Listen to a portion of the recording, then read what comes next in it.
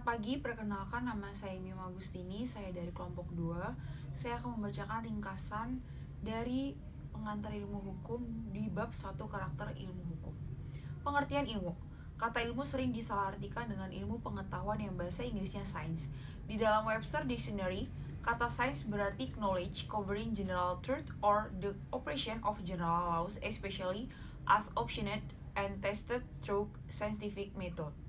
Apabila pengertian ini diikuti, kebenaran yang tidak diperoleh dan diuji melalui scientific method atau metode ilmiah bukanlah sains. Lalu, apakah scientific method atau metode ilmiah itu?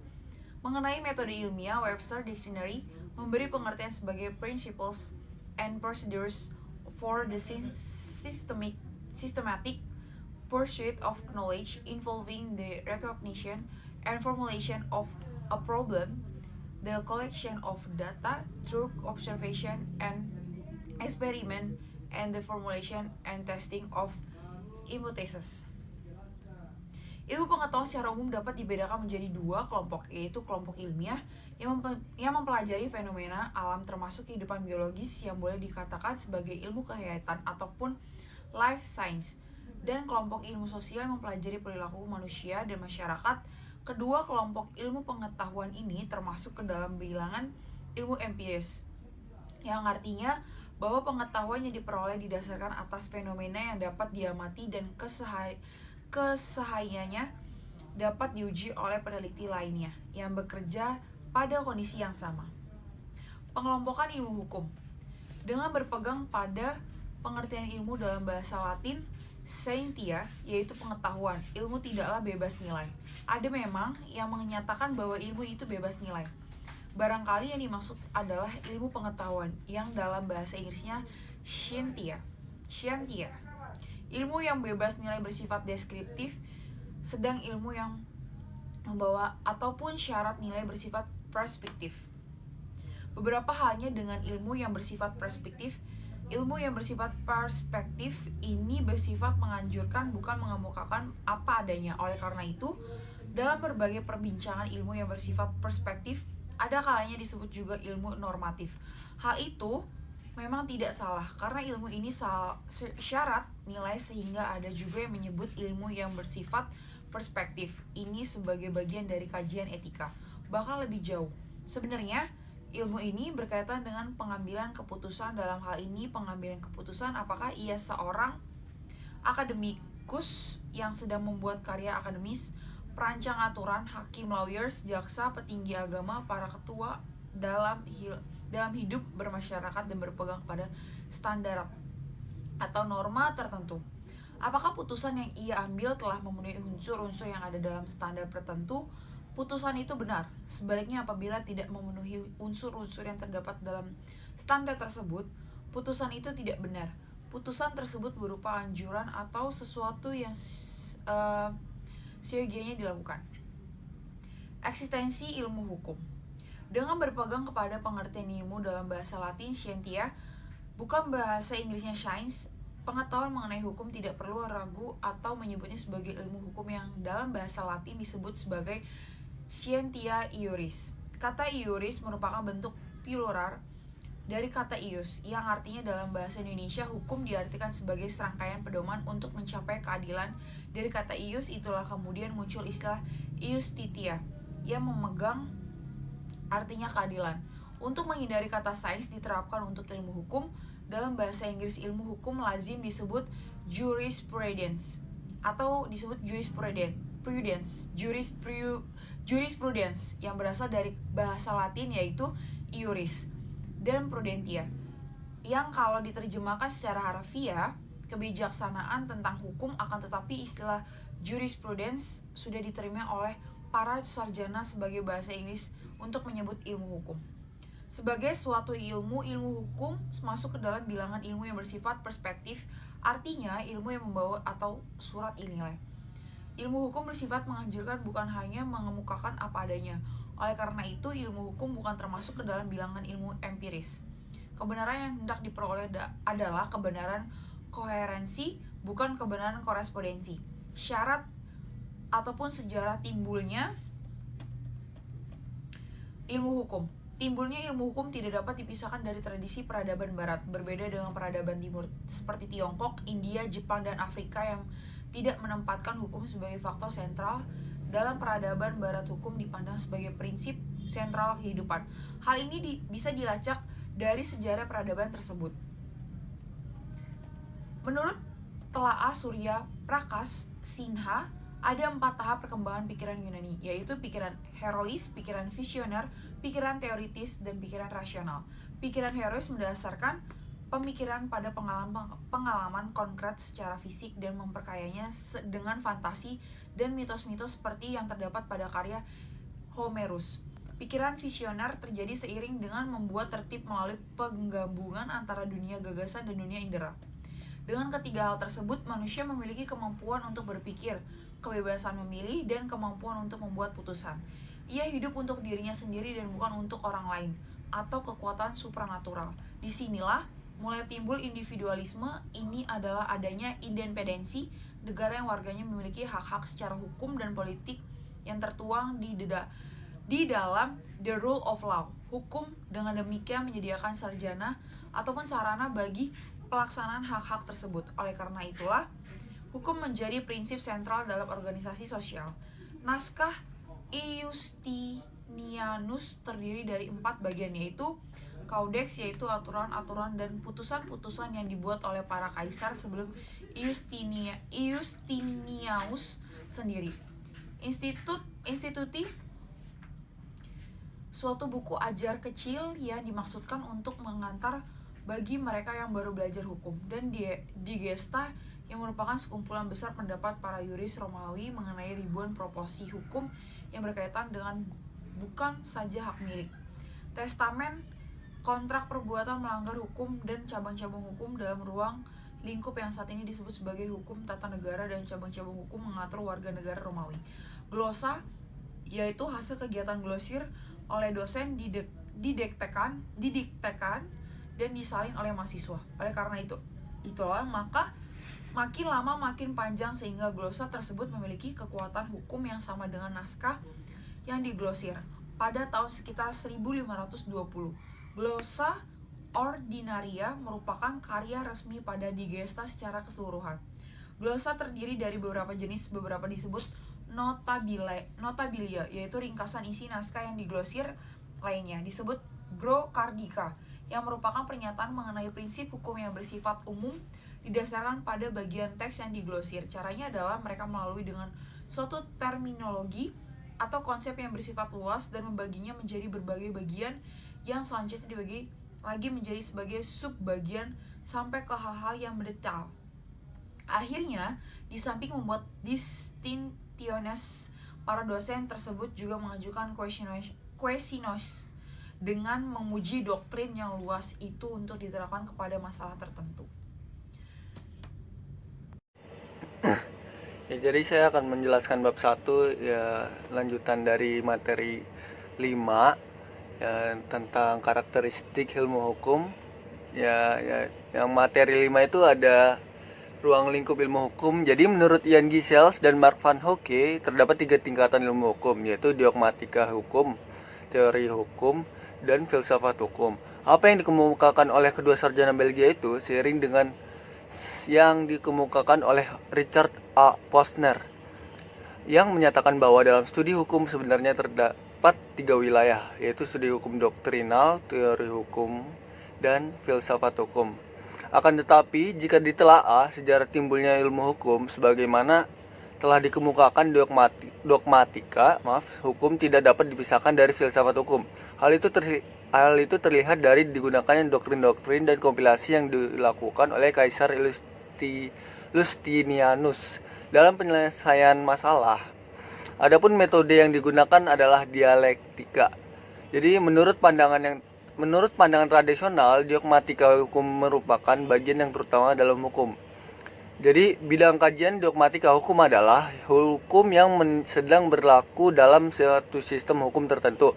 Perlu dikemukakan dalam tulisan ini bahwa hukum yang sedang berlaku dalam sistem hukum tertentu bukanlah hukum positif. Hukum positif adalah general rule of conduct laid down by a political superior to a political inferior. Atau secara singkatnya dapat dikatakan bahwa hukum positif adalah perintah penguasa. Hukum yang berlaku dalam suatu sistem hukum tertentu atau biasa dipanggil the prevailing law bukan hanya hukum positif atau yang dibuat oleh penguasa saja, melainkan juga hukum kebiasaan dan praktik-praktik yang sudah diterima sebagai hukum oleh masyarakat. Ya, dilihat dari sudut bidang kajiannya, dogmatika hukum adalah ilmu hukum yang bertalian dengan praktik hukum. Akan tetapi tidak berarti dogmatika hukum tidak menghasilkan perkembangan hukum. Bahkan dari praktik-praktik telah diterima oleh masyarakat bukan tidak mungkin lahir teori atau prinsip hukum yang baru. Sebagai contoh, dapat dikemukakan bahwa di negara yang belum memiliki undang-undang transfer dana bukan tidak mungkin suatu bank melakukan kekeliruan memasukkan dana ke rekening orang lain, bahkan mungkin dalam jumlah yang besar. Si penerima dana yang bukan haknya itu mungkin saja jarang memeriksa rekeningnya, tetapi tiba-tiba ia mendapat telepon dari bank tersebut yang menyatakan terjadi kekeliruan memasukkan dana sehingga dana masuk ke rekeningnya. Dan oleh karena itu, bank dengan minta maaf akan menarik kembali rekening itu, namun harus dengan persetujuan. Akan tetapi si penerima dan nyasar bersikukuh bahwa dana yang masuk tidak dapat kembali. Sudah barang tentu dalam hal demikian terjadi sengketa. Si penerima dana nyasar memang tidak dapat dikatakan melakukan pelanggaran terhadap undang-undang karena belum ada ketentuan undang-undang yang mengaturnya di daerah itu. Begitu juga hukum, kebiasaan juga tidak mengaturnya. Namun, dogmatika hukum tidak berhenti sampai di situ saja. Hakim yang mengadili perkara itu seharusnya mengacu kepada prinsip hukum unjust enrichment yang telah dilakukan oleh penerima dana nyasar itu. Dalam hal ini, dogmatika hukum yang bertalian dengan praktik hukum dapat mengembangkan keilmuan hukum secara teoritis. Karakter dogmatika hukum berikutnya adalah sistematis. Dalam hal ini dilakukan sistematisasi gejala-gejala hukum yang telah dideskripsikan dan telah dianalisis. Caranya adalah mencari asas-asas yang melandasi gejala-gejala hukum itu. Bukan tidak mungkin beberapa gejala hukum beranjak dari asas yang sama. Bahkan bukan tidak mungkin juga terdapat gejala hukum baru yang timbul dari praktik yang sebelumnya tidak dikenal tetapi beranjak dari asas yang sama dengan melandasi ketentuan hukum yang berlaku.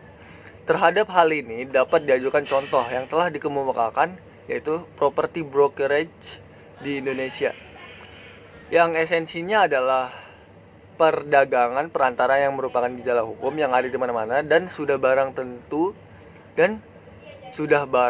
tentu beranjak dari asas yang sama dengan yang melandasi ketentuan mengenai makelar. Oleh karena itulah tidak salah kalau Mewison mengemukakan bahwa pada dasarnya asas-asas itu merupakan rujukan untuk melakukan sistematisasi terhadap gejala-gejala yang ada. Metode yang digunakan itu adalah dialektika. Jadi mengenai ruang lingkup teori hukum perlu dikemukakan kembali pandangan Ian Giesels dan Mark van Hoeke di dalam What is Redstone. Kedua sarjana dari Antwerpen, Belgia itu menyatakan bahwa perkembangan teori hukum tidak dapat dilepaskan dari perkembangan ilmu hukum pada umumnya, terutama sejak abad 212 X1X ya. Pada saat itu terdapat kebutuhan akan suatu disiplin hukum yang ilmiah yang berada di antara filsafat hukum yang abstrak dan dogmatik. Hukum yang terlalu teknis ya. Apa yang dikemukakan oleh Ian Giesels bersama Van Hoeke tersebut memang benar. Lebih-lebih identifikasi Giesels dan Van Hoeke bahwa teori hukum berada di antara dogmatika hukum dan filsafat hukum. Baik dogmatika hukum maupun filsafat hukum merupakan bagian ilmu hukum atau bisa dibilang jurisprudence. Kedua bagian ilmu hukum itu dikembangkan sejak awal dipelajarinya hukum secara sistematis. Adapun filsafat hukum dipelajari gagasan dasar dan prinsip-prinsip hukum yang merupakan pencerahan dari moral. Kedua hal tersebut diperlakukan dalam Yang pertama, membangun argumentasi para pihak yang mengadakan hubungan hukum dan atau bersengketa. Yang kedua, dasar pemikiran pengambilan keputusan oleh penyelenggara negara, yaitu legislatif, eksekutif, dan yudisial.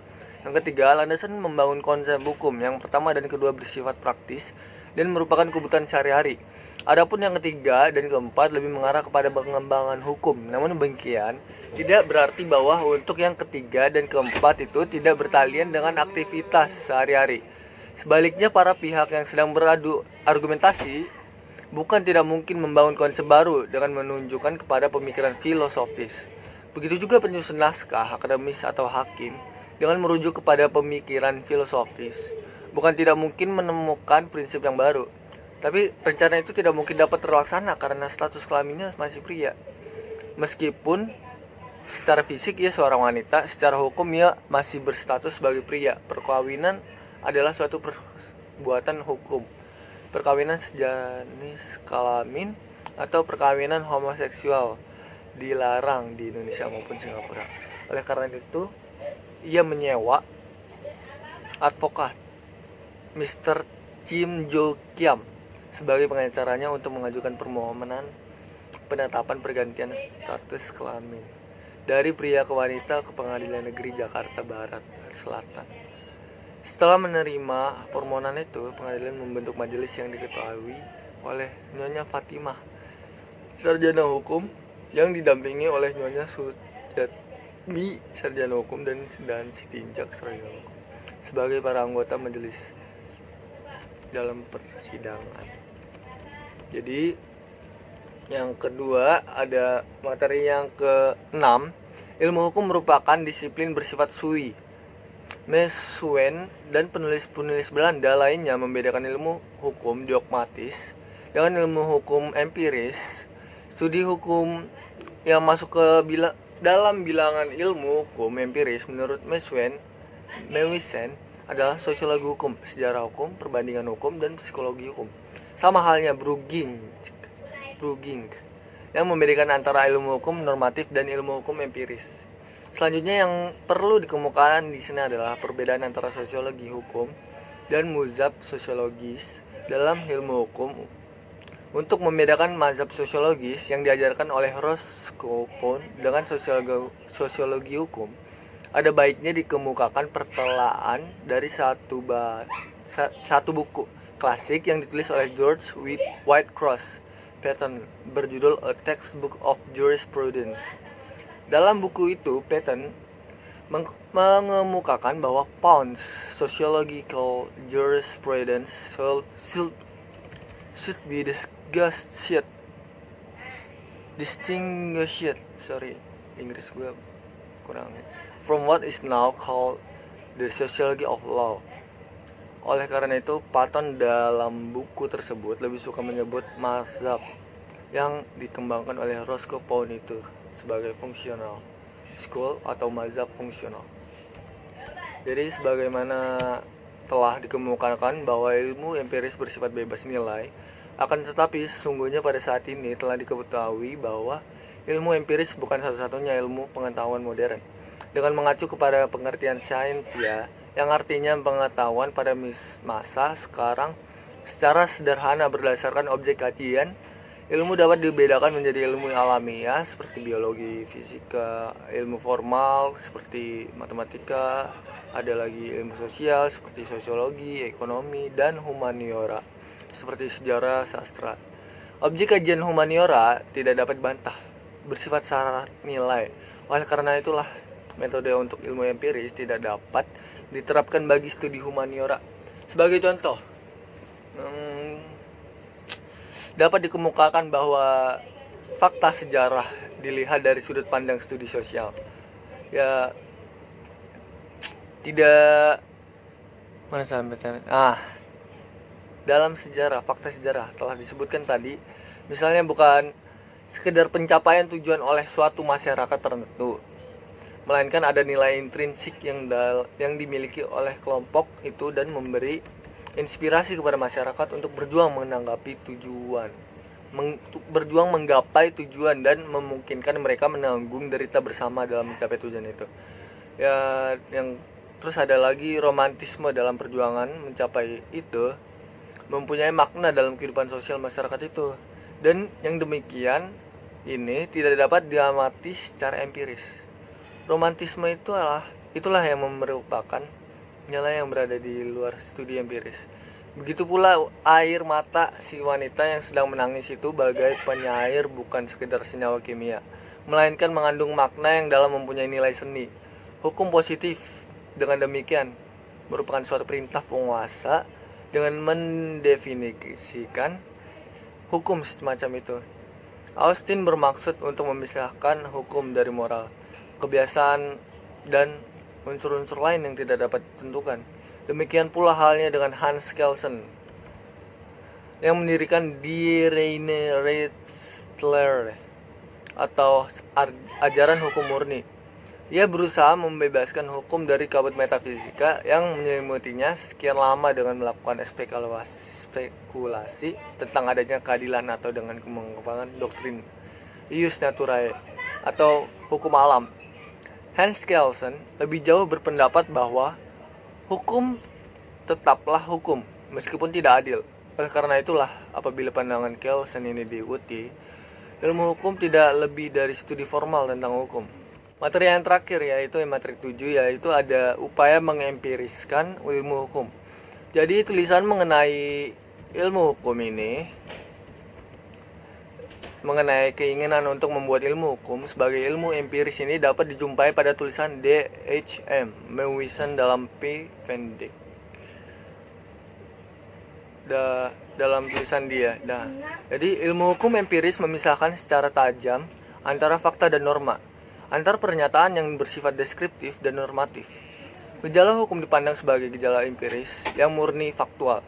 Hal itu merupakan suatu fakta sosial yang dapat diamati. Gejala-gejala ini harus dipelajari dan diteliti dengan menggunakan metode empiris, dengan meminjam pola yang standar.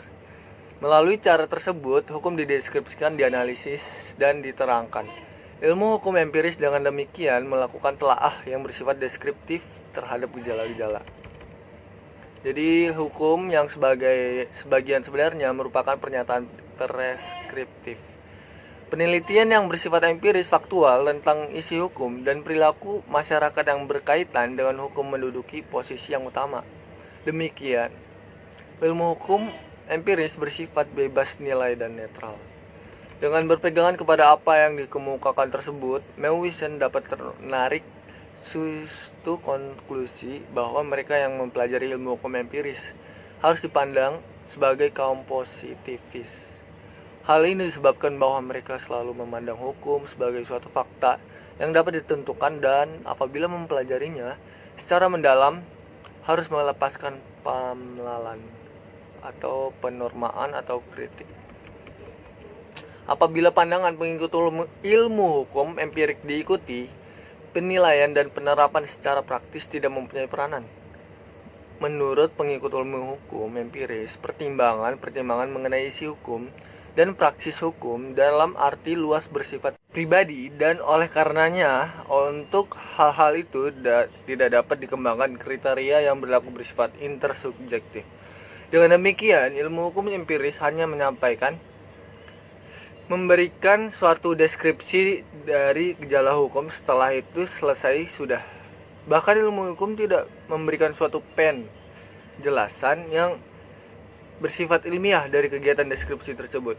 Jadi pada tahun 1980 di Belanda terbit tulisan The Wild yang berjudul De Rentinofield yang sebenarnya berkaitan dengan pandangan Karl Popper. Di dalam buku tersebut sebenarnya berkaitan dengan pandangan Karl Popper dan menempatkan hukum positif sebagai fakta sosial berdampingan dengan fakta sosial lainnya. Hukum menurut The Wild merupakan bentuk perilaku yang dapat diamati. Saat ini menjadi tugas ilmu hukum empiris bukan hanya mendeskripsikan, tetapi dengan bertujuan bantuan hipotesis juga menjelaskan hal-hal yang berkaitan dengan undang-undang. Penjelasan ini dapat dipahami dari dua segi.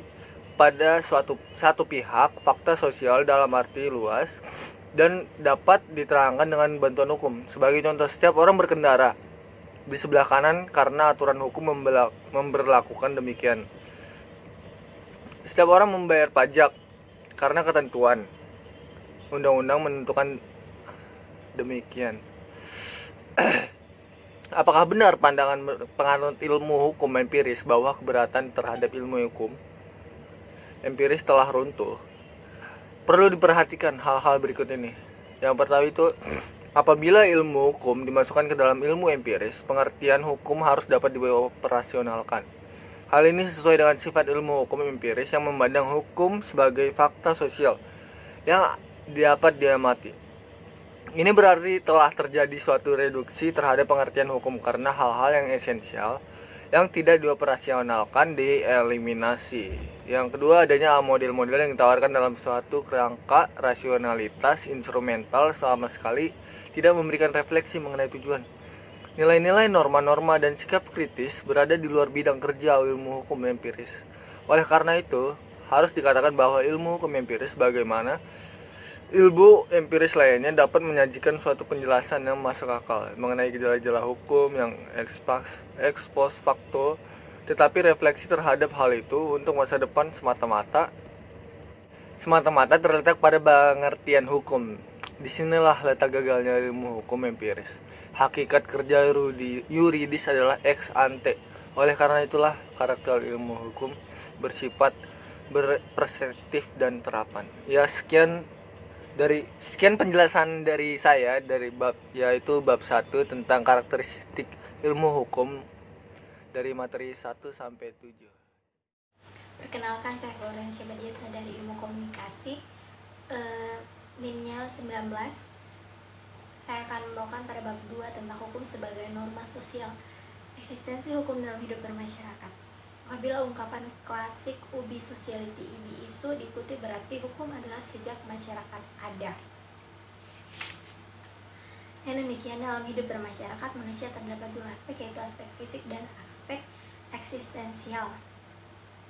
Aspek fisik menunjuk kepada hakikat manusia sebagai makhluk yang secara ragawi benar-benar hidup. Adapun aspek eksistensial berkaitan dengan keberadaan yang berbeda dengan makhluk hidup lainnya. Keamanan secara fisik dan keamanan secara eksistensial merupakan dua hal yang berbeda, dan mengatasi gangguan itu pun berbeda. Oleh karena adanya pranata-pranata timbul karena adanya moral. Di dalam masyarakat yang sangat primitif pun juga terdapat pranata-pranata. Akibatnya, yang disebut hukum menurut pandangan semacam ini adalah suatu aturan yang dibuat oleh masyarakat yang menitogasi untuk membuatnya meskipun dalam bentuknya yang masih sederhana. Untuk menunjukkan kesalahan berpikir tersebut, perlu kiranya dikemukakan studi yang disebut oleh Richard D. Schwartz yang dikutip oleh Lauren Friedman. Schwartz membandingkan dua pola pemukiman orang Israel. Pertama disebut Moshav, artinya kooperatif, dan yang lainnya disebut Kafutsa, artinya masyarakat yang bersifat kolektif. Pada masyarakat Moshav terdapat struktur formal, dan hal itu tidak terdapat pada masyarakat Kafutsa. Pada Kafutsa, tekanan-tekanan yang bersifat informal, yaitu ungkapan-ungkapan kata-kata isyarat atau ekspresi, menjadi standar dalam tingkah laku anggota masyarakat. Semacam hal ini tidak lagi terdapat dalam masyarakat Moshav.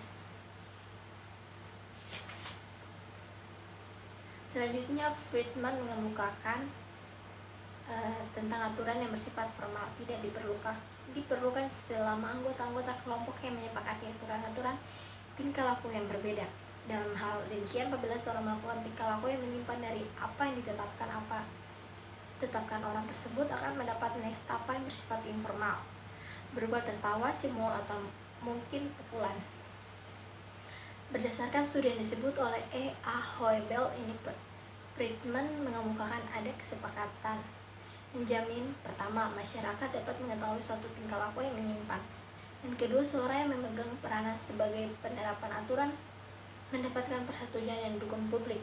Dua hal ini berimplikasi terhadap tiga, yaitu adanya kekuasaan secara informal untuk menjatuhi saksi.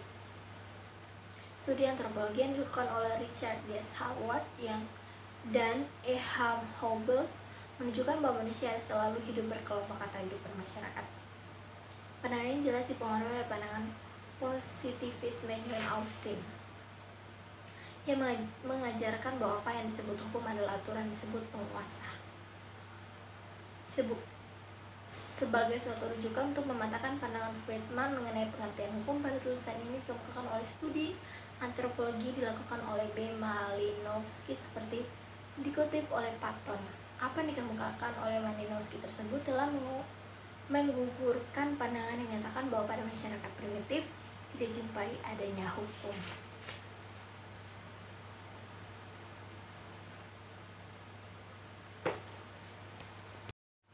Arti penting hukum dalam aspek fisik dan eksistensial manusia. Dari studi antropologi tersebut jelas bahwa pandangan yang menyatakan bahwa hukum baru ada pada masyarakat yang berbentuk organisasi modern tidak dapat diterima.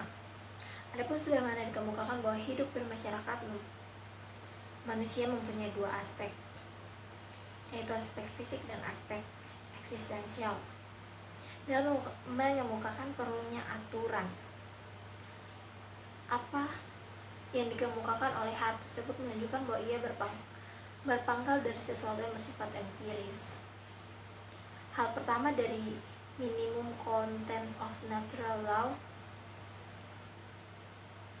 yang dikemukakan oleh Hart adalah apa yang oleh Hart disebut human vulnerability atau manusia sebagai makhluk yang rentan.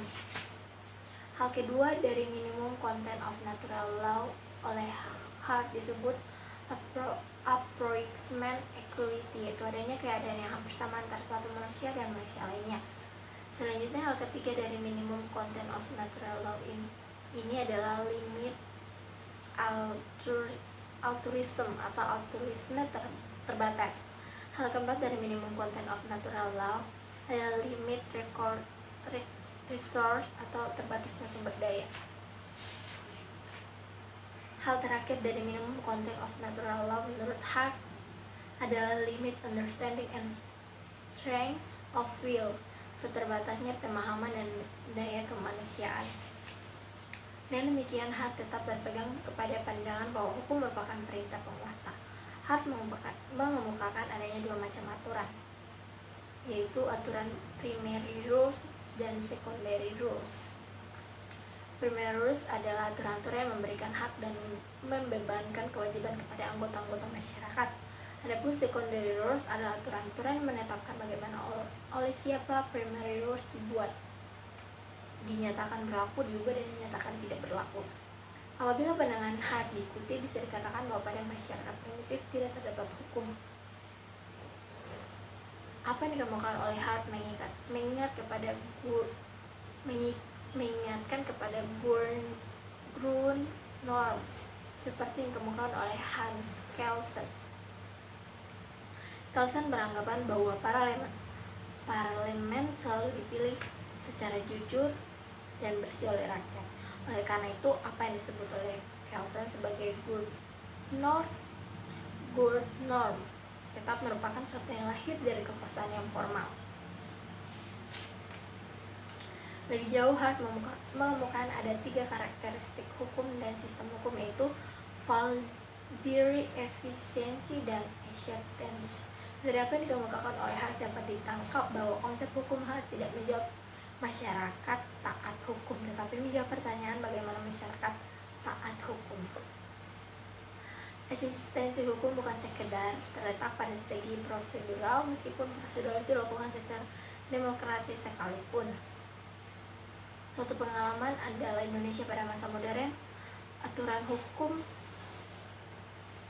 jelas dibuat untuk mengamankan Presiden Soekarno, sehingga jangankan isinya, formalitas pun juga diabaikan. Menurut Lord L. Fuller 1902-1978, hukum merupakan suatu metode etis untuk menciptakan menjalin hubungan sosial. Aturan-aturan hukum bersifat ekspresif, yaitu setiap aturan bersih tujuan untuk merealisasi nilai-nilai hukum. Fuller adalah seorang liberal Ia tak mungkin menengok ke belakang kepada hukum alam yang mengedepankan telor, seperti dikemukakan oleh Aristoteles. Moralitas yang timbul dari aspirasi manusia berkaitan dengan hidup yang baik dan berbudi luhur. Adapun moralitas yang timbul karena kewajiban justru mengasumsikan manusia berangkat dari keadaan moral manusia yang paling rendah. Eksistensi aturan hukum adalah mencerminkan dari moral. Menurut Doukorin, pada kasus yang sulit itu hal-hal prinsip-prinsip yang dirujuk mempunyai kekuasaan mengikat. Pandangan Dworkin tersebut kiranya dapat diterima karena di dalamnya hukum memang terkandung nilai-nilai. Dengan demikian, yang menentukan bahwa suatu aturan itu merupakan aturan hukum atau bukan adalah isi aturan itu, yaitu adakah aturan itu memancarkan prinsip moral atau tidak. Terima kasih. Pada bagian kedua tentang hukum dan kebiasaan, Malinowski menegaskan bahwa pada suatu masyarakat primitif, hukum timbul dari kebutuhan masyarakat. Gagasan itu terungkap bahwa ketika masyarakat tertentu hidup bersama, masyarakat tersebut menghasilkan pola tingkah laku tertentu. Hukum bereksistensi sebagai hasil kerjasama suatu masyarakat. Oleh karena hidup bermasyarakat merupakan modus survival bagi manusia, hukum merupakan suatu yang inherent dengan kehidupan masyarakat manusia. Suatu studi yang menarik adalah studi masyarakat India Cheney yang dilakukan oleh Llewellyn dan Hobel, dan juga studi yang dilakukan oleh Malinowski. Dari dua studi tersebut dapat ditemukan dua hal, yaitu bahwa antara kebiasaan dan hukum kebiasaan memang berbeda, dan hukum kebiasaan itu timbul karena kebutuhan masyarakat. Hukum kebiasaan terjadi tanpa perlu adanya formalitas atau tanpa perlu ditetapkan oleh mereka yang mempunyai kedudukan politisi lebih tinggi. Merupakan pandangan ini, hukum pada masyarakat primitif timbul dari kebiasaan-kebiasaan yang tidak bersifat sengketa, melainkan merupakan praktik-praktik sehari-hari yang didasarkan atas pertimbangan rasional, memberi dan menerima dalam suatu pergaulan sosial. Pandangan demikian mengasumsikan bahwa pada masyarakat primitif hukum tidak dipaksakan dari atas, tetapi tumbuh dari bawah sebagai hasil dari hubungan kerjasama di antara anggota-anggota masyarakat. Ternyata kebiasaan-kebiasaan yang sesuai dengan cara hidup yang umum pada masyarakat primitif dan yang memenuhi kebutuhan sistem ekonomi mereka yang dapat diadopsikan oleh para aristokrat menjadi hukum kebiasaan. Hukum yang bertentangan dengan apa yang oleh masyarakat dipandang benar atau bertentangan dengan tujuan praktisnya akan mendapat penolakan warga masyarakat, meskipun penolakan tersebut hanya bersifat pasif.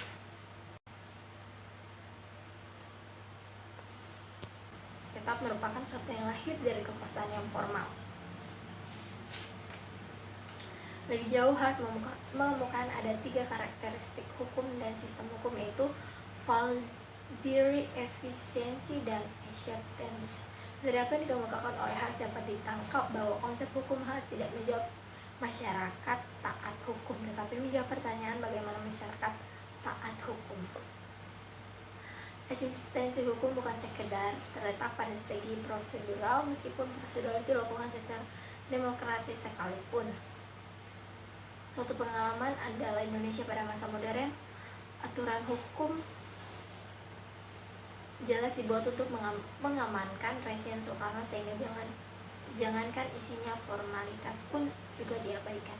Menurut Lord L. Fuller 1902-1978, hukum merupakan suatu metode etis untuk menciptakan menjalin hubungan sosial. Aturan-aturan hukum bersifat ekspresif, yaitu setiap aturan bersih tujuan untuk merealisasi nilai-nilai hukum. Fuller adalah seorang liberal yang tak mungkin menengok ke belakang kepada hukum alam yang mengedepankan telor, seperti dikemukakan oleh Aristoteles. Moralitas yang timbul dari aspirasi manusia berkaitan dengan hidup yang baik dan berbudi luhur. Adapun moralitas yang timbul karena kewajiban justru mengasumsikan manusia berangkat dari keadaan moral manusia yang paling rendah.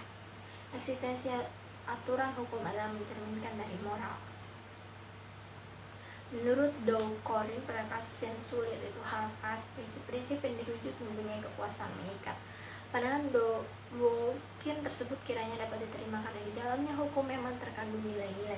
Dengan demikian, yang menentukan bahwa suatu aturan itu merupakan aturan hukum atau bukan adalah isi aturan itu, yaitu adakah aturan itu memancarkan prinsip moral atau tidak. Terima kasih. Mengetahui suatu tingkah laku yang menyimpang. Dan kedua, seorang yang memegang peranan sebagai penerapan aturan mendapatkan persetujuan yang didukung publik. Dua hal ini berimplikasi terhadap tiga, yaitu adanya kekuasaan secara informal untuk menjatuhi saksi. Studi antropologi yang dilakukan oleh Richard D. Howard dan E. Ham Hobels menunjukkan bahwa manusia selalu hidup berkelompok atau hidup bermasyarakat. Pandangan ini jelas dipengaruhi oleh pandangan positivisme John Austin yang mengajarkan bahwa apa yang disebut hukum adalah aturan disebut penguasa. Sebagai suatu rujukan untuk mematahkan pandangan Friedman mengenai pengertian hukum, pada tulisan ini dikemukakan oleh studi antropologi dilakukan oleh B. Malinowski seperti dikutip oleh Patton. Apa yang dikemukakan oleh Malinowski tersebut telah menggugurkan pandangan yang menyatakan bahwa pada masyarakat primitif tidak jumpai adanya hukum.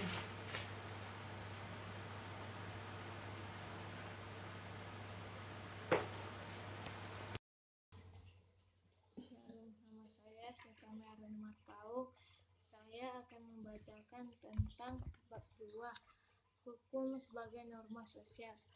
Ekstensi sanksi. Sebagian besar teori hukum menyatakan baik secara eksplisit maupun implisit bahwa yang membedakan norma hukum dan norma lainnya adalah pada norma hukum dilekatkan suatu paksaan atau sanksi. Pandangan demikian merupakan karakteristik pandangan kaum positif. Menurut kaum positif, unsur paksaan dikaitkan dengan pengertian tentang hierarki perintah secara normal. Sejak adanya negara nasional, sepanjang sejarah ahli hukum mulai dari Thomas Hobbes melewati Austin sampai ke Hans Kelsen dan Samlo memandang esensi hukum dari struktur piramidal kekuasaan negara. Bahkan Hart sekaligus juga memandang hukum sebagai perintah dan menempatkan sebagai sanksi sebagai sesuatu yang memang melekat pada hukum.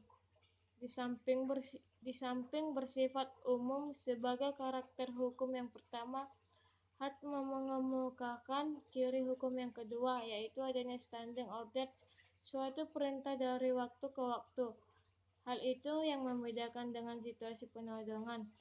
Dalam situasi penodongan, perintah hanya bersifat sesaat, akan tetapi dalam hal ini, Hart tetap berpendirian bahwa hukum tetap merupakan perintah yang didukung oleh ancaman. Oleh karena itu, dapat dipikirkan bahwa ada suatu pendapat umum yang menyatakan bahwa perintah yang bersifat umum berlaku bagi mereka sehingga ketidaktaatan akan dikenai sanksi dan berlangsung saat pengundangan, melainkan terus-menerus sampai undang dicabut. Menurut pendapat umum, konsentrasi timbul karena ketidaktaatan, itulah yang membuat perintah itu tetap terjaga. Dari uraian tersebut, jelaslah bahwa Hart berpangkal pada pemikiran empiris positif. Tidak dapat dibantah bahwa ancaman memang menunjang ketaatan, bahkan jika dilakukan penghitungan statistik dilakukan oleh Hart bahwa di mana ada sistem hukum selalu ada perintah dan ancaman yang diterbitkan oleh orang-orang atau lembaga-lembaga yang memiliki supremasi. Tidak dapat dimungkirin bahwa bila mana diperlukan, paksaan memang dapat dihadirkan. Hal itu bukan berarti memberikan alasan pembenar terhadap pandangan yang menyatakan bahwa sanksi merupakan tanda pembeda antara norma hukum dan norma sosial lainnya yang berkaitan dengan paksaan. Disik adalah hukum pidana. Hukum kekuasaan. Bertrand Russell mengatakan bahwa power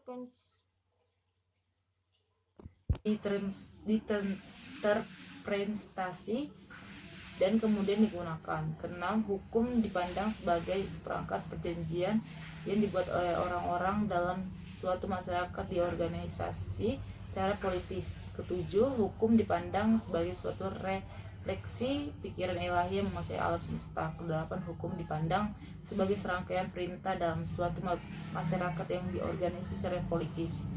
Kesembilan, hukum dipandang sebagai sistem pedoman yang ditemukan berdasarkan pengalaman manusia dan dengan pedoman tersebut manusia secara individual akan merelasikan kebesarannya seorang lainnya, berlaku pada suatu waktu tertentu bagi masyarakat yang bersangkut.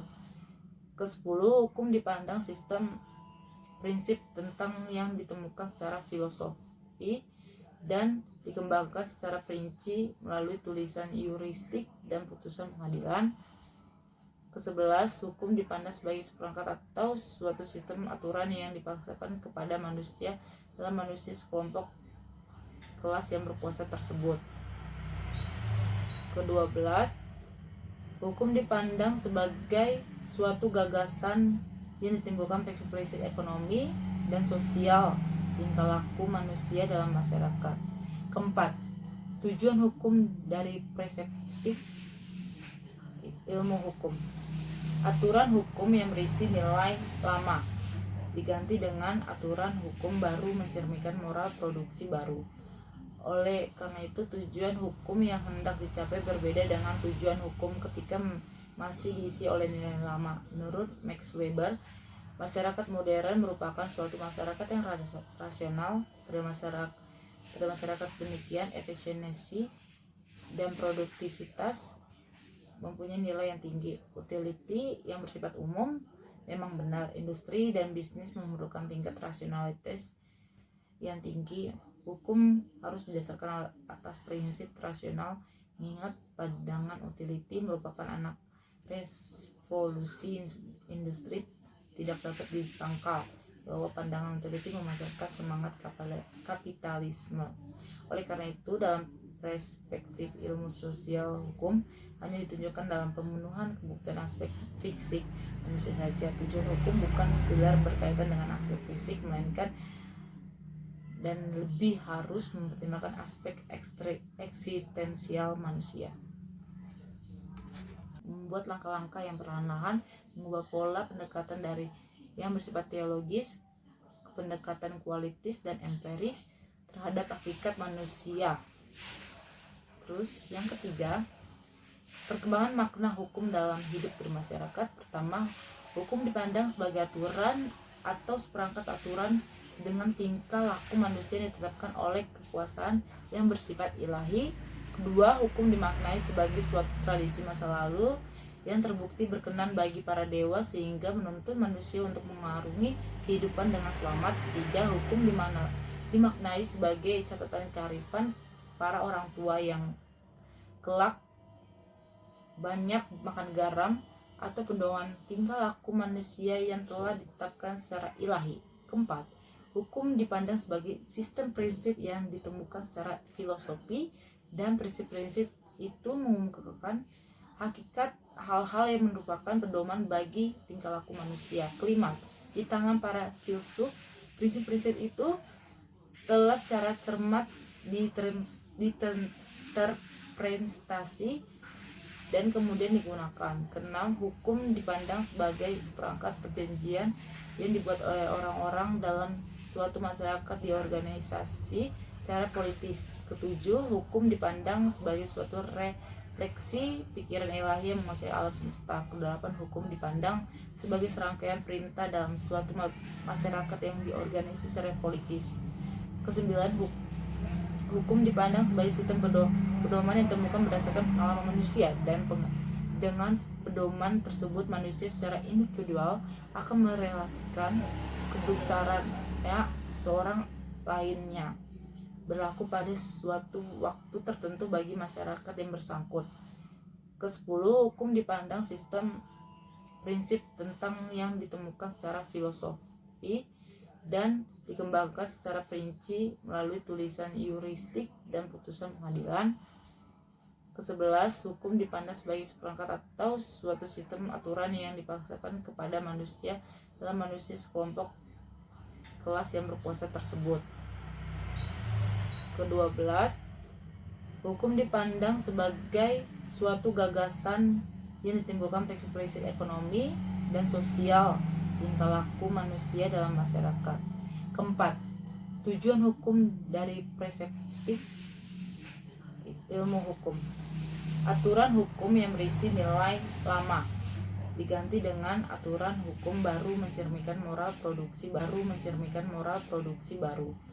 Oleh karena itu, tujuan hukum yang hendak dicapai berbeda dengan tujuan hukum ketika masih diisi oleh nilai lama. Menurut Max Weber, masyarakat modern merupakan suatu masyarakat yang rasional. Pada masyarakat demikian, efisiensi dan produktivitas mempunyai nilai yang tinggi. Utility yang bersifat umum memang benar. Industri dan bisnis memerlukan tingkat rasionalitas yang tinggi. Hukum harus didasarkan atas prinsip rasional, mengingat pandangan utility merupakan anak revolusi industri. Tidak dapat disangkal bahwa pandangan utility memancarkan semangat kapitalisme. Oleh karena itu, dalam perspektif ilmu sosial hukum hanya ditunjukkan dalam pemenuhan kebutuhan aspek fisik manusia saja. Tujuan hukum bukan sekedar berkaitan dengan aspek fisik, melainkan dan lebih harus mempertimbangkan aspek eksistensial manusia. Selamat pagi, perkenalkan nama saya Arfiani Nelisandi Karlina, NIM saya 1971650045. Di sini saya akan menjelaskan tentang bab 3 ya, dengan isi moral sebagai landasan tujuan hukum. Keberadaan hukum tidak dapat dilepaskan dari kenyataan bahwa hidup bermasyarakat merupakan modus survival bagi manusia. Hukum harus ditunjukkan untuk memenuhi kebutuhan aspek fisik maupun aspek eksistensial manusia dalam hidup bermasyarakat. Dalam banyak literatur dikemukakan bahwa tujuan hukum atau cita hukum tidak lagi daripada keadilan. Tujuan manusia adalah mendapatkan kebahagiaan. Oleh Aristoteles dikemukakan bahwa kebahagiaan dapat dicapai oleh manusia dengan memenuhi kodratnya sebagai manusia. Manusia tidak dapat mengingkari keberadaan tubuhnya. Tubuh inilah yang memicu adanya tindakan, keinginan, dan hawa nafsu. Melalui panca inderanya, manusia dapat melihat, meraba, mendengar, mencium, dan merasa, sehingga manusia tertarik kepada keinginan yang menyenangkan dan membenci keinginan yang tidak menyenangkan. Menurut Thomas Aquinas, hukum terutama berkaitan dengan kewajiban yang diletakkan oleh nalar. Hukum alam ditentukan oleh nalar manusia.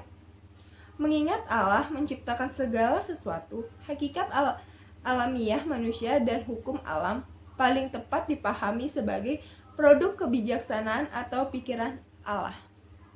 Yang kedua ada damai sejahtera sebagai tujuan hukum. Sejak Thomas Hobbes mengemukakan bahwa tujuan hukum adalah untuk menciptakan ketertiban sosial. Sejak itu, ketertiban dipandang sebagai sesuatu yang mutlak, harus diciptakan oleh hukum. Dalam situasi damai sejahtera, perbedaan pendapat diarahkan kepada pencapaian kualitas kehidupan yang lebih tinggi, bukan dipadamkan. Rochefort membedakan antara kepentingan pribadi, kepentingan publik, kepentingan sosial. Keinginan seseorang mengenai hal-hal yang bersifat pribadi, misalnya perkawinan. Kepentingan publik bersangkut paut dengan kehidupan kenegaraan, misalnya pemilu. Kepentingan sosial menyangkut kehidupan sosial, misalnya pemeliharaan moral. Keadilan masih bersifat abstrak. Keadilan harus diwujudkan dalam situasi yang konkret, yaitu dalam alokasi kepentingan warga masyarakat. Sedemikian, melalui keputusan, sehingga kehidupan masyarakat yang harmonis tetap dapat dipertahankan. Yang ketiga ada kepastian hukum. Dalam hukum, kontrak terdapat suatu prinsip bahwa perjanjian yang dibuat dengan iktikat baik mengikat para pembuatnya sebagai undang-undang. Apabila hal ini disimpangi, sesuatu yang telah disepakati oleh para pihak sehingga mengancam kepastian hukum. Aturan hukum baik berupa undang-undang maupun hukum tidak tertulis dengan demikian berisi aturan-aturan yang bersifat umum yang menjadi pedoman bagi individu bertingkah laku dalam hubungan bermasyarakat. Yang keempat yaitu ada antonomi dalam hukum. Dalam literatur klasik dikemukakan antinomi antara kepastian hukum dan keadilan. Kedua hal itu tidak dapat diwujudkan sekaligus dalam situasi yang bersamaan. Oleh karena itu, hukum bersifat kompromi, yaitu dengan mengorbankan keadilan untuk mencapai kepastian hukum. Penerap hukum harus mampu untuk melakukan pilihan mana yang harus dikorbankan, kepastian hukum atau keadilan. Adapun yang menjadi acuan dalam hal ini adalah moral. Jika kepastian hukum yang dikedepankan, penerap hukum harus pandai-pandai memberikan interpretasi terhadap undang-undang yang ada. Terima kasih. Hai, saya Ima. Saya akan membacakan hasil ringkasan dari bab 4 yaitu mengenai hak. Bab 4 hak. Menurut Platon, hak berdasarkan hukum biasanya diartikan sebagai hak yang diakui dan dilindungi oleh hukum. Sebagaimana Platon, Worthington juga menyatakan bahwa hak berdasarkan hukum diterapkan oleh aturan hukum. Ia mendambakan bahwa di negara-negara dengan sistem civil law, hak berdasarkan hukum ditetapkan dalam kitab undang-undang. Sebaliknya, di negara-negara dengan sistem common law, hak berdasarkan hukum dapat diidentifikasikan dari sanksi yang dijatuhkan oleh pengadilan atas pelanggaran yang dilakukan terhadap hak itu. Ia menegaskan bahwa apabila pengadilan menjatuhkan sanksi, hal itu berarti berkaitan dengan hak dan kewajiban secara hukum. Hak mulai menjadi tema sentral perbincangan seiring dengan timbulnya negara-negara dan warga negara nasional yang mempersoalkan hubungan antara negara dan warga negara dan yang mengenai masalah-masalah apakah yang dimiliki oleh individu bila mana ada atau harus dimiliki oleh individu terhadap negara secara tirani. Berikut pengertian hak.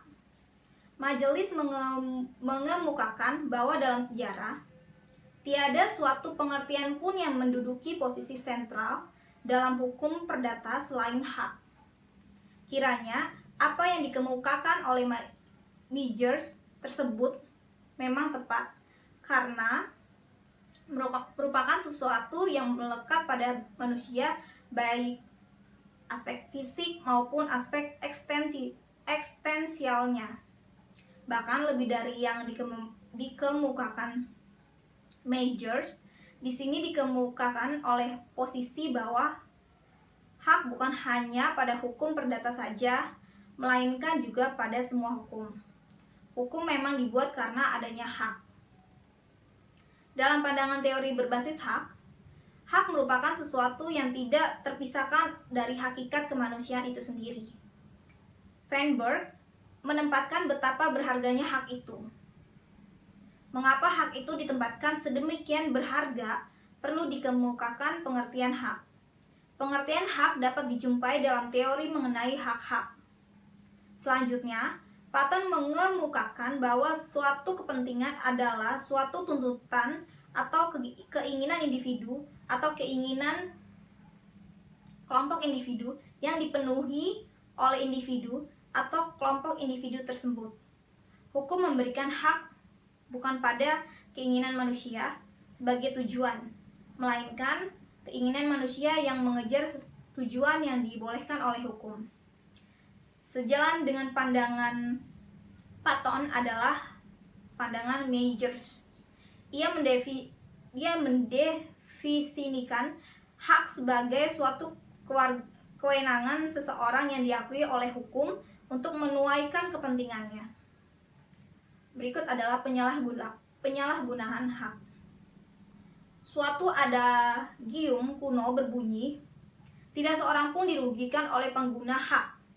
Berdasarkan adagium, itulah dikembangkan bahwa penggunaan suatu hak atau kewenangan per definisi harus merupakan suatu tindakan menurut hukum, sehingga tidak dapat secara sekaligus juga menghasilkan suatu tindakan yang melanggar hukum.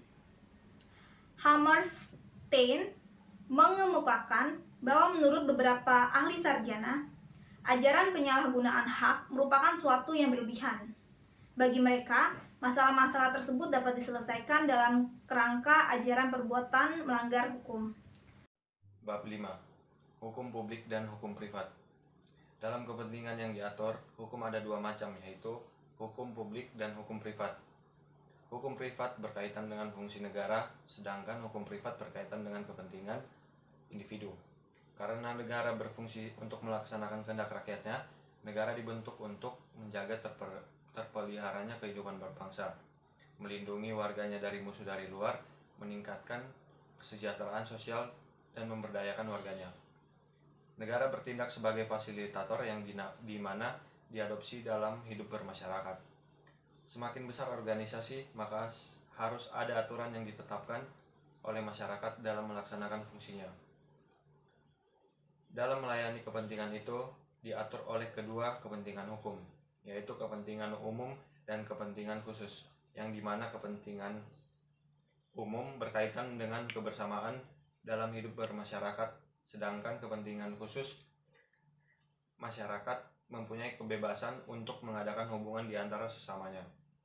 Oleh karena itu, hukum tata negara dan hukum administrasi negara yang berkaitan dengan negara dan hukum pidana bersama-sama dengan hukum acara pidana karena berkaitan dengan kepentingan bersama. Sedangkan kepentingan bersifat pribadi seperti perkawinan, berdomisili, kepemilikan harta kekayaan, pewarisan. Dalam wilayah hukum publik, hukum tata negara merupakan suatu esensialitas dalam hidup bernegara. Hukum tata negara adalah hukum yang berkaitan dengan organisasi negara. Hal yang menjadi objek pengaturan hukum tata negara adalah kewenangan organ-organ negara, hubungan antara organ negara, hak asasi manusia, kewarganegaraan, keabsahan undang-undang dan peraturan partai politik dan pemilihan umum. Sedangkan hukum administrasi hanya berkaitan dengan organ administrasi saja dalam kerangka bekerjanya kekuasaan eksekutif. Bidang-bidang yang menjadi objek pengaturan hukum administrasi adalah perizinan, pegawai negeri, pajak, pendaftaran yang menciptakan hak, dan tindakan organ administrasi. Hukum pidana adalah hukum yang menetapkan perbuatan-perbuatan apa saja yang dilarang dan menetapkan sanksi bagi yang melakukan perbuatan-perbuatan itu. Hukum acara pidana adalah hukum yang berisi tentang prosedur penanganan perkara pidana apabila ada dugaan yang telah terjadi perbuatan pidana. Hal yang diatur dalam hukum tersebut adalah penyelidikan, penyidikan, keabsahan, dan kewenangan pengadilan, penuntutan, pembuktian, penjatuhan sanksi, dan eksekusi terhadap terpidana.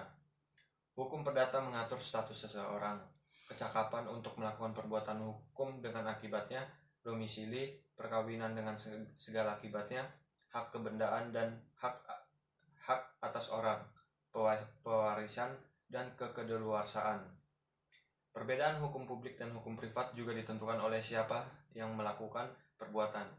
Apabila melakukan perbuatan itu penguasa yang menguasai itu adalah hukum publik. Sebaliknya, jika yang melakukan perbuatan itu adalah individu, perbuatan itu dikuasai oleh hukum privat. Kriteria dalam membedakan hukum publik dan hukum privat adalah siapa yang dibebani untuk mempertahankan aturan tertentu selalu dikaitkan dengan kepentingan yang dilindungi. Berdasarkan pemikiran tersebut, dapat dikatakan bahwa hukum publik adalah aturan-aturan hukum yang objek utamanya adalah kepentingan hukum yang dan yang mempertahankannya adalah penguasa. Sedangkan hukum privat adalah aturan-aturan hukum yang objek utamanya adalah kepentingan khusus yang dipertahankan atau tidaknya kepentingan itu terserah kepada yang berkepentingan. Undang-Undang Indonesia dalam bidang hak kekayaan intelektual untuk lisensi mengandung ketentuan sebagai berikut. 1. Perjanjian lisensi dilarang memuat ketentuan yang dapat menimbulkan akibat yang merugikan perekonomian Indonesia atau memuat ketentuan yang mengakibatkan persaingan usaha tidak sehat sebagaimana diatur dalam peraturan perundang-undangan yang berlaku. 2. Agar dapat mempunyai akibat hukum terhadap pihak ketiga, perjanjian lisensi diwajib dicatatkan di Direktorat Jenderal. 3. Direktorat Jenderal wajib menolak pencatatan perjanjian lisensi yang memuat ketentuan sebagaimana dimaksud pada ayat 1. Di Indonesia, pasal 50 Undang-Undang tentang Perbendaharaan Negara menentukan pihak manapun dilarang melakukan penyitaan terhadap 1. Uang atau surat berharga milik negara atau daerah baik yang berada pada instansi pemerintah maupun pada pihak ketiga. 2. Uang harus disetor oleh pihak ketiga kepada negara atau daerah. 3. Barang bergerak milik negara atau daerah baik yang berada pada instansi pemerintah maupun pihak ketiga. 4. Barang tidak bergerak dan hak kebendaan lainnya milik negara atau daerah. Dan kelima, barang milik pihak ketiga yang dikuasai oleh negara atau daerah yang diperlukan untuk penyelenggaraan tugas pemerintah. Hukum yang memaksa dan hukum yang mengatur. Hukum dapat dibedakan menjadi hukum yang bersifat memaksa dan hukum yang bersifat mengatur. Menurut Van Apeldoorn, istilah hukum yang memaksa atau Dwinget-Rechts merupakan istilah yang menyesatkan karena semua hukum dapat dipaksakan. Kata memaksa dalam hal ini dimaksudkan bahwa pembuat undang-undang tidak memberikan keleluasaan kepada para pihak untuk menerapkan atau tidak menerapkan aturan itu. Pembedaan ketentuan yang bersifat memaksa dan ketentuan yang bersifat mengatur hanya terjadi pada bidang hukum privat. Pada hukum publik tidak terdapat pembedaan semacam itu. Dalam hukum privat semakin banyak dituangkan ketentuan yang bersifat memaksa. Menurut Van Apeldoorn, hal itu disebabkan oleh 4 hal. Pertama, pembentuk undang-undang ingin melindungi pihak yang lemah dari pihak yang kuat dalam banyak bidang yang semakin berkembang. Kedua, aturan-aturan yang di dalamnya tersangkut kepentingan umum dan ketertiban umum yang bersifat memaksa. Ketiga, dalam banyak hal pembentuk undang-undang harus melindungi orang-orang dari ketidaktahuan. Contoh, dalam Undang-Undang Perlindungan Konsumen informasi yang tidak memadai dianggap sebagai salah satu cacat produk. Dan keempat, undang-undang masih mengakui bekerjanya ketentuan-ketentuan yang mensyaratkan berlakunya perbuatan-perbuatan hukum, misalnya ketentuan-ketentuan mengenai kecakapan dan bentuk-bentuk perbuatan tertentu. Syarat-syarat semacam itu mau tidak mau bersifat memaksa. Subjek hukum. Istilah subjek hukum merupakan terjemahan dari bahasa Belanda, rechtssubject. Kata subjek dalam bahasa Belanda dan Inggris berasal dari bahasa Latin, subjectus, yang artinya di bawah kekuasaan orang lain atau subordinasi. Menurut Franken, bahwa kata subjek memberikan gambar yang pasif dalam arti lebih banyak menerima kewajiban daripada mempunyai hak. Subjek hukum atau person dalam bahasa Inggris merupakan suatu bentukan hukum, artinya keberadaannya karena diciptakan oleh hukum. Bahkan dalam sistem civil law dikenal ungkapan maksim nasciturus pro aem nato habetur, yang artinya anak yang belum dilahirkan yang masih dalam kandungan dianggap telah dilahirkan apabila kepentingannya memerlukan. Maksim demikian tertuang di dalam pasal 2 BW yang menetapkan bahwa anak dalam kandungan seorang wanita dianggap telah lahir setiap kali kepentingannya menghendaki. Bila telah mati waktu dilahirkan, dia dianggap tidak pernah ada. Badan hukum dapat dibedakan menjadi badan hukum publik dan badan hukum privat.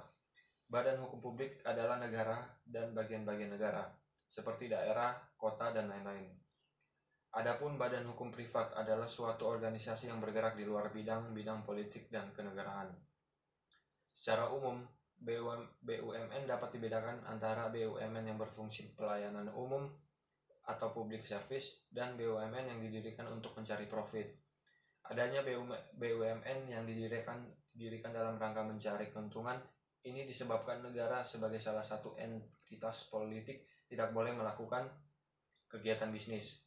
Berdasarkan tujuan didirikannya BUMN, itulah dapat dibedakan bahwa apabila BUMN itu didirikan dalam rangka untuk pelayanan umum, badan hukum itu masuk ke dalam bilangan badan hukum publik dan sebaliknya apabila BUMN itu didirikan untuk mencari keuntungan, badan hukum itu masuk ke dalam bilangan hukum privat. Perkenalkan, nama saya Yosua Turjuliawan, NIM saya 1971650073. Di sini saya akan menjelaskan tentang ringkasan yang sudah saya buat. Yang pertama adalah peristiwa hukum dan tindakan hukum. Dalam kehidupan nyata terdapat banyak fakta. Fakta yaitu adalah segala sesuatu yang benar-benar ada. Di dalam ilmu hukum dikenal adanya dua macam fakta. Yang pertama adalah fakta hukum dan fakta biasa. Yang dimaksud fakta hukum adalah fakta yang diatur oleh hukum. Maksudnya adalah ada bukti yang kuat bagaimana hukum itu mengapa bisa terjadi. Identifikasi fakta hukum merupakan suatu hal yang sangat esensial dalam praktik hukum, karena dengan hak dan kewajiban seseorang. Alasan kenapa fakta itu diatur oleh hukum adalah fakta itu berkaitan dengan adanya hak dan kewajiban hukum. Menurut Platon, fakta dapat terjadi karena tindakan manusia. Fakta yang terjadi karena peristiwa adalah sesuatu yang di luar campur tangan manusia. Sedangkan fakta itu adalah tindakan yang dikendalikan oleh manusia. Peristiwa-peristiwa hukum biasa terjadi karena 1. Dalam keadaan tertentu, 2. Kejadian alam, dan ketiga adalah kejadian fisik. Begitu juga tindakan hukum merupakan bentuk hukum sebagaimana dapat dilakukan perbedaan antara peristiwa biasa dan peristiwa hukum. Tindakan hukum adalah tindakan yang diatur oleh hukum, yaitu tindakan menurut hukum. Yang kedua, tindakan yang dilarang dan diancam dengan pidana undang-undang. Yang ketiga adalah tindakan yang melanggar hukum. Yang keempat adalah tindakan karena tidak memenuhi kewajiban yang di dalam kaum hal itu disebut wan prestasi.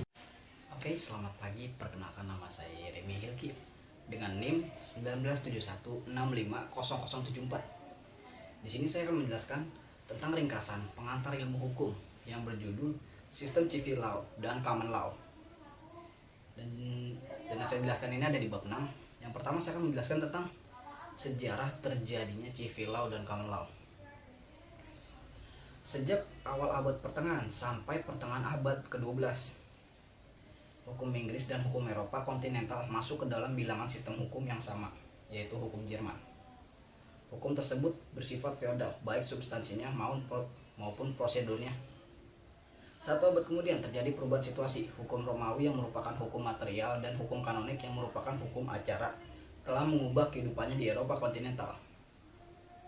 Common Law dianut oleh suku Anglika dan Saksa yang mendiami sebagian besar Inggris, sehingga disebut juga sistem Anglo-Saxon.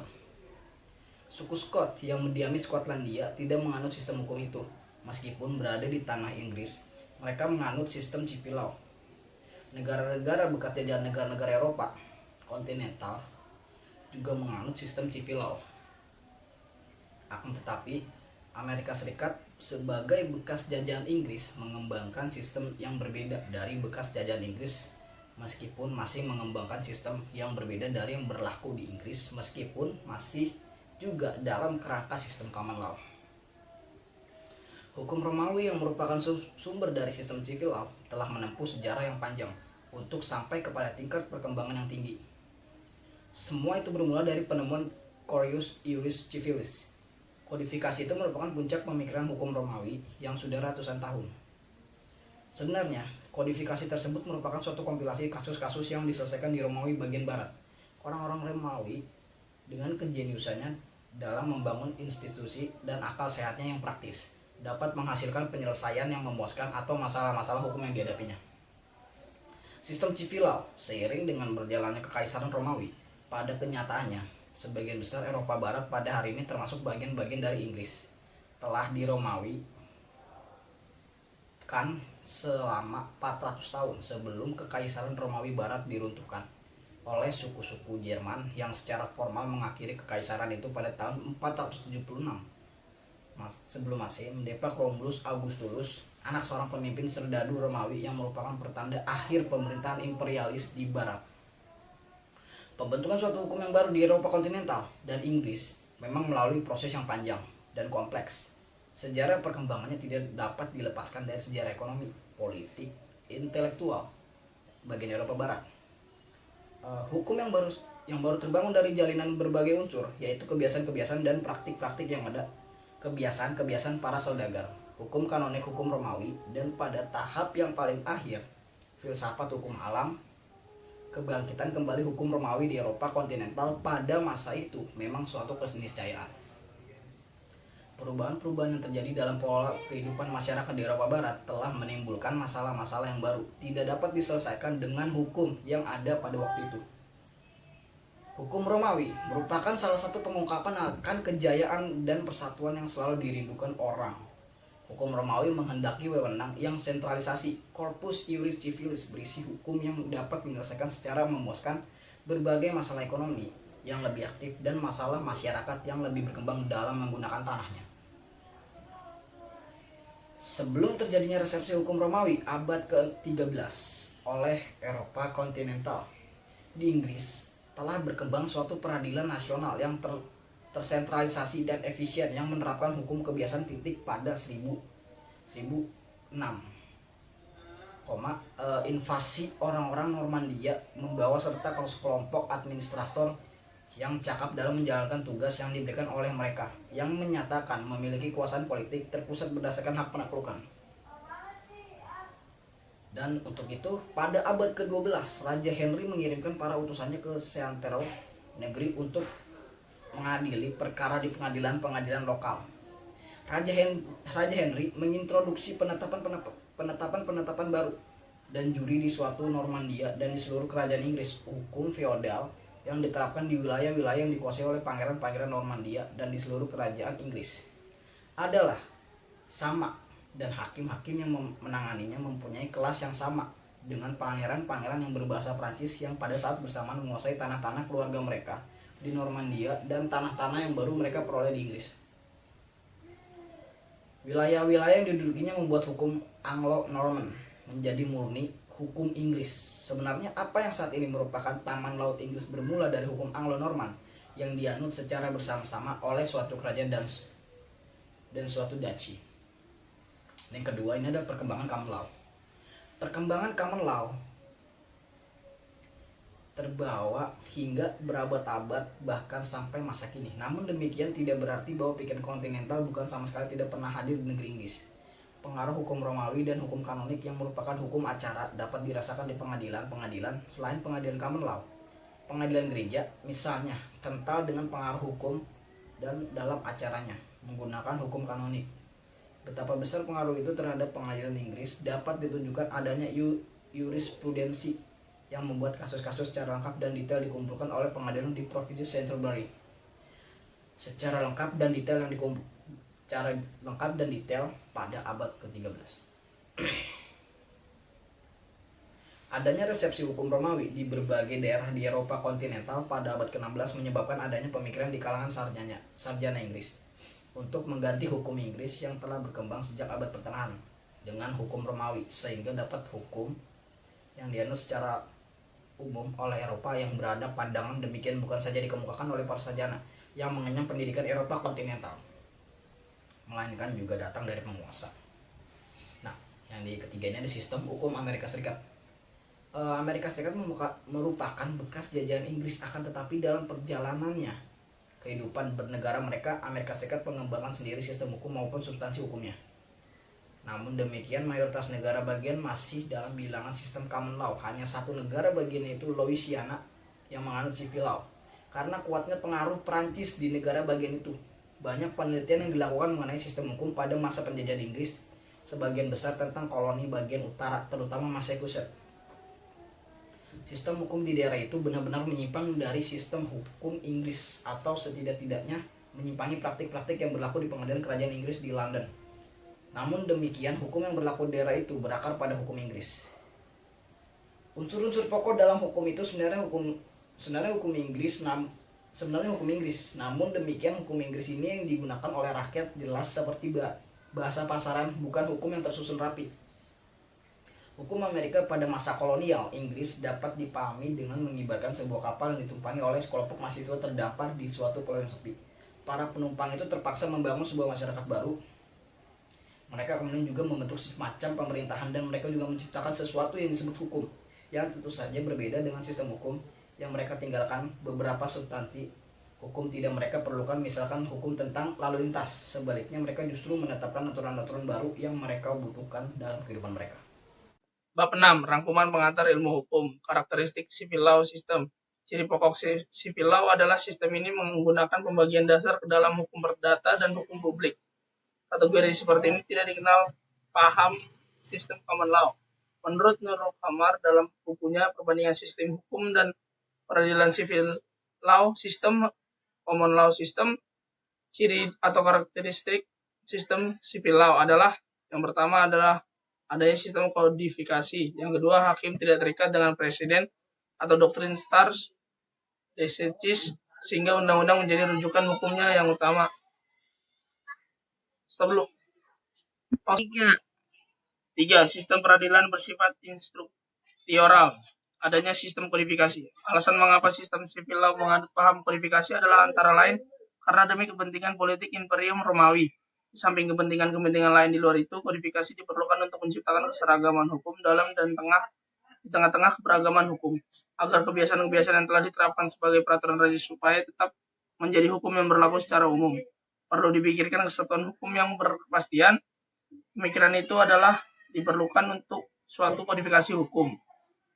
Yang kedua itu ada hakim tidak terikat pada presiden. Nurul mengutip pendapat Paul Scholten yang mengatakan bahwa maksud pengorganisasian organ negara Belanda tentang adanya pemisahan antar kekuasaan membuat undang-undang, kekuasaan peradilan dan sistem kasasi serta kekuasaan eksekutif, dan tidak dimungkinkan kekuasaan yang satu mencampuri urusan kekuasaan yang lain.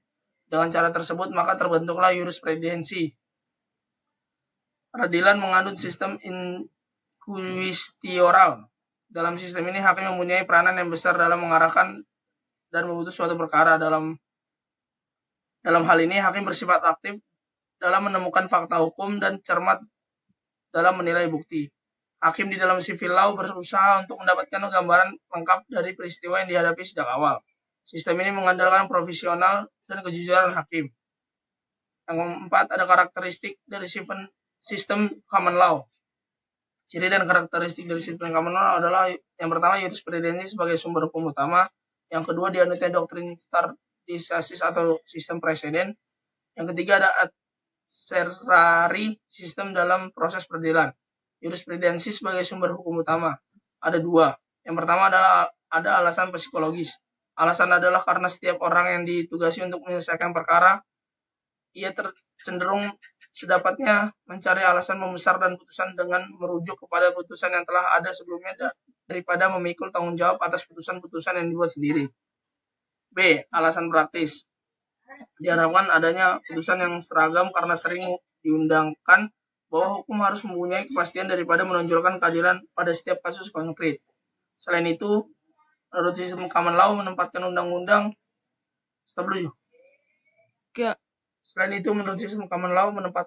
sebagai acuan utama merupakan perbuatan yang berbahaya karena aturan undang-undang itu merupakan hasil karya kaum teoritis yang bukan tidak mungkin berbeda dengan kenyataan yang tidak sinkron dengan kebutuhan.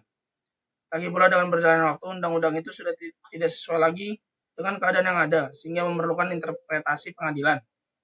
Sistem ini dianut oleh negara-negara Eropa kontinental yang didasarkan atas hukum Romawi.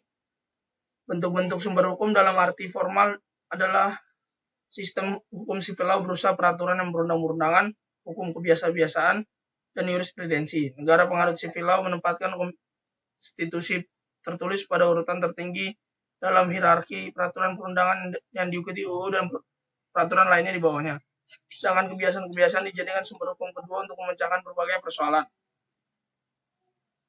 Yang menjadi sumber hukum bukanlah kebiasaan, melainkan hukum kebiasaan yang tidak terikat kita setuju.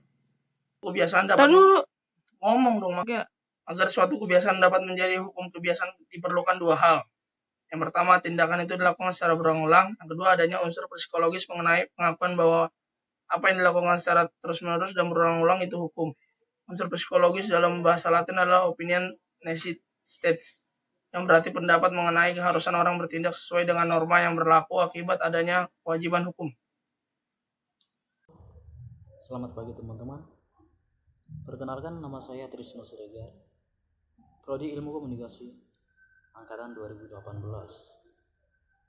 Kali ini saya akan melanjutkan penjelasan dari teman saya, yaitu di bab 7 tentang sumber-sumber hukum. Kali ini saya akan menjelaskan sumber-sumber hukum menurut sistem civil law. Bentuk-bentuk sumber hukum dalam arti formal dalam sistem civil law berupa peraturan perundang-undangan, kebiasaan-kebiasaan, dan jurisprudensi. Dalam rangka menemukan keadilan, para yuris dan lembaga-lembaga yuridisial maupun kuasi judisial merujuk kepada sumber-sumber tersebut. Dari sumber-sumber itu yang menjadi rujukan yang pertama dalam tradisi sistem civil law adalah peraturan perundang-undangan. Peraturan perundang-undangan mempunyai dua karakteristik, yaitu berlaku umum dan isinya mengikat keluar. Sifat berlaku umum itulah yang membedakan antara peraturan undang-undang dan penetapan. Penetapan berlaku secara individual, tetapi harus dihormati oleh orang lain. Negara-negara penganut civil law menempatkan konstitusi pada urutan tertinggi dalam hierarki peraturan perundang-undangan. Semua negara penganut civil law mempunyai konstitusi tertulis. Dengan demikian, berdasarkan teori konstitusi, konstitusi dibentuk sebagai instrumen hukum yang di dalamnya pelaksanaan kekuasaan politik negara dibatasi. Maka dengan itu, konstitusi ditempatkan pada urutan pertama dalam hierarki peraturan perundang-undangan. Peringkat kedua dalam hierarki perundang-undangan adalah undang-undang. Prosedur pembuatan undang-undang ditetapkan oleh setiap negara dengan mengacu kepada undang-undang dasar negara masing-masing.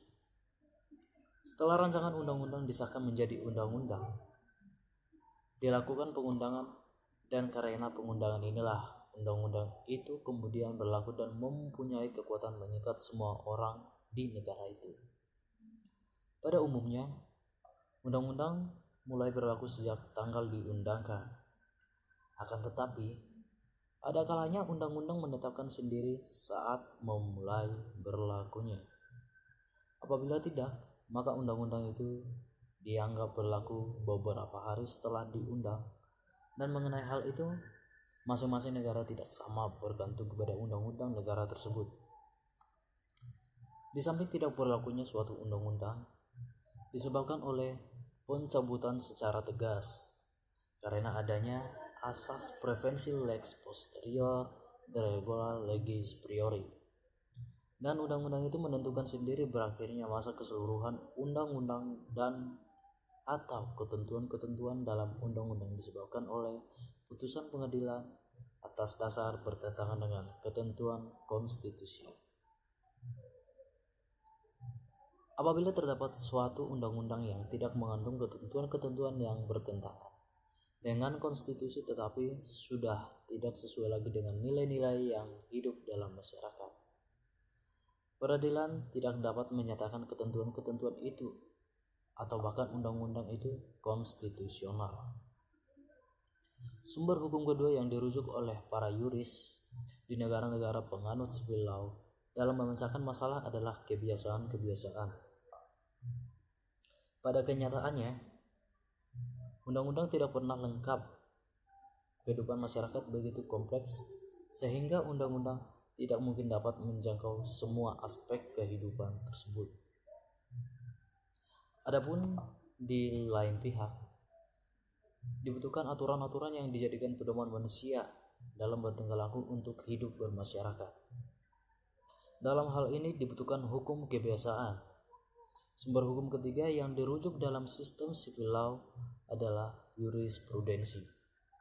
Ketika mengemukakan bahwa suatu hukum kebiasaan berlaku bagi semua anggota masyarakat secara tidak langsung, melainkan melalui jurisprudensi yang merupakan sumber hukum dalam arti formal. Selanjutnya, sumber-sumber hukum menurut sistem common law. Di negara-negara dengan sistem common law, pada mulanya jurisprudensi ditempatkan sebagai sumber hukum yang pertama.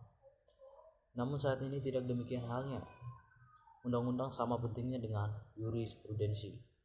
Perlu dikemukakan di sini bahwa masing-masing negara bagian di Amerika Serikat memiliki undang-undang dasar sendiri, lengkap dengan perangkat penerap hukumnya sendiri, termasuk Mahkamah Agung masing-masing negara bagian. Di samping itu, terdapat undang-undang federal yang menetapkan perkara apa saja yang menjadi yurisdiksi peradilan federal. Suatu hal yang perlu dikemukakan di sini adalah Amerika Serikat adalah peletak dasar sistem presidensial. Oleh karena itulah, berbeda dengan negara-negara Eropa termasuk Inggris yang menganut sistem pemerintahan parlementer, hak inisiatif untuk mengajukan rancangan undang-undang ada pada legislatif saja. Eksekutif tidak mempunyai kekuasaan untuk membuat undang-undang. Namun demikian, Presiden sebagai kepala eksekutif menandatangani pengesahan revisi undang-undang itu menjadi undang-undang atau keberatan untuk menandatangani.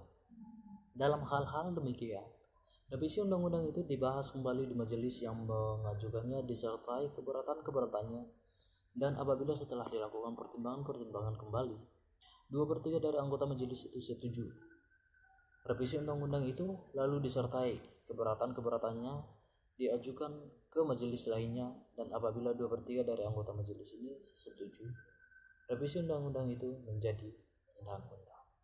Terima kasih. Shalom. Selamat